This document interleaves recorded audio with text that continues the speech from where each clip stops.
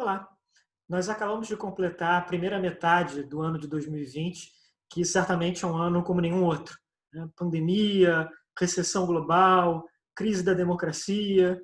E eu gostaria de recomendar a vocês o que é o melhor livro que eu li até agora, em 2020.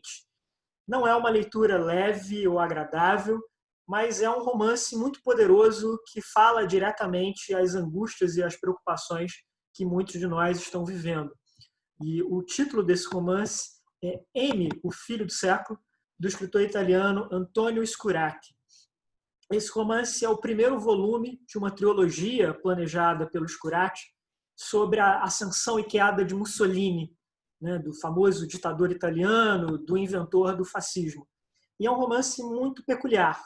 Ele é uma obra de ficção, mas a base dele é material de não ficção.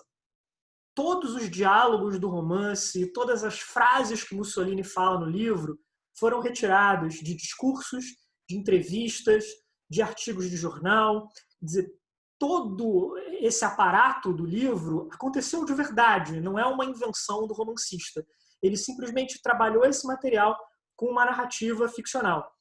E esse primeiro volume conta a história do Mussolini entre a fundação do Partido Fascista em 1919 e o assassinato do seu principal opositor dentro da Itália, o deputado socialista Giacomo Matteotti, em 1924. Então é um período de tempo relativamente curto, são 5 anos, mas um período extremamente importante na história italiana, europeia do século XX. E toda essa narrativa inicial é centrada, basicamente, num conjunto de personagens que são os aliados, os rivais ou os inimigos de Mussolini. Claro, nós ouvimos muito a voz do próprio Mussolini, mas também muito sobre a Margherita Sarfatti, que era uma jornalista intelectual, uma mulher da alta sociedade italiana, que foi amante de Mussolini e que, em grande medida, apresentou ele para essa aristocracia italiana da época. E Mussolini, assim como muitos outros ditadores daquele período, era um homem que vinha de uma extração social muito baixa e muito amargo, muito ressentido com isso. Então ele tem uma relação de amor e ódio com a elite italiana que é muito bem trabalhada no romance por conta dessa relação dele com a Sarfatti, que inclusive era uma mulher judia.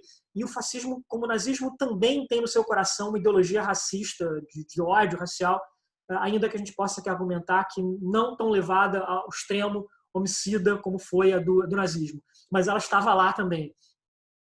Ouvimos muito também a voz do Matteotti, né, esse político socialista que eu mencionei, que é alguém que tenta arregimentar os movimentos sociais, mobilizar a sociedade civil contra Mussolini, e evidentemente não consegue. Né? E há também outros personagens que estão ali disputando toda essa hegemonia política com Mussolini, né, tentando ali também conquistar aquela sociedade italiana muito turbulenta, muito marcada pela guerra, pela crise econômica, pelo medo do comunismo, e como tudo isso vai sendo arrastado nesse turbilhão do fascismo.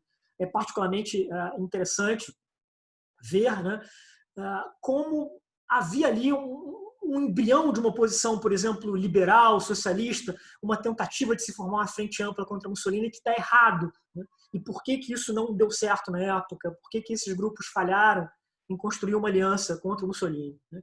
E acho que agora já ficou claro por que esse romance é tão impactante para mim. Quer dizer, nos últimos anos, eu comecei a ler muito a ficção dos anos 20, 30 e 40, ou então a ficção contemporânea produzida sobre essa época. Isso começou como algo meio aleatório, mas com o tempo foi virando uma coisa mais sistemática, realmente, de entender aquele momento histórico com o nosso olhar de hoje. Então, o Scurati é um escritor contemporâneo, vivo atualmente, aliás, escrevendo belíssimas crônicas sobre a pandemia na Itália, mas ele olha para o período do fascismo com os nossos medos de hoje, com tudo isso que a gente está vendo em termos da nossa própria crise da democracia. E, para deixar claro, muitas pessoas têm usado a expressão fascismo para descrever o que acontece hoje no mundo. Eu não concordo com essa descrição. Para mim, o fascismo é um tipo muito específico de ditadura, com partido único, muito característico lá do período do entre-guerras no século XX. Mas há, sem dúvida, muitos pontos em comum entre aquele velho fascismo e os novos populismos, extremismos, autoritarismos, como a gente preferir chamar, né? Mas todos esses movimentos e líderes que caracterizam a nossa própria crise democrática. Então, mergulhar numa grande obra de ficção, como é N, o Filho do Século, é também alimentarmos um pouco as nossas próprias armas para enfrentar esse momento difícil que a humanidade tem passado, né?